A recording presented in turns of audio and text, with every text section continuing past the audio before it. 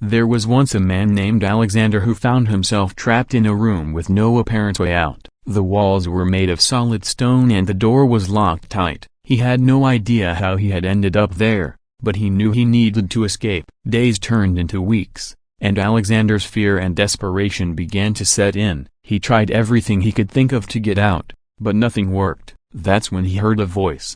It was a soft, sinister whisper that seemed to come from the walls themselves. The voice told Alexander that there was a way out, but it would require a sacrifice. He would have to give up one of his fingers for every day he had been trapped in the room. Alexander was horrified, but he was also desperate. He had been trapped for over a month, so he would have to give up more than 30 fingers. Alexander was reluctant at first, but as the days went by, he began to see that it was his only chance to escape. He cut off his first finger, and a hidden door in the room slowly creaked open. Alexander was filled with hope, and he continued to cut off one finger after another until he finally found himself free. But as he stumbled out into the world, he realized that his sacrifice had come at a terrible price. His hands were now little more than stumps, and he was filled with a sense of horror and regret. He had escaped the room, but he was now trapped in a different way. He was forever a prisoner of the terrible sacrifice he had made. And as for the voice that had whispered to him from the walls,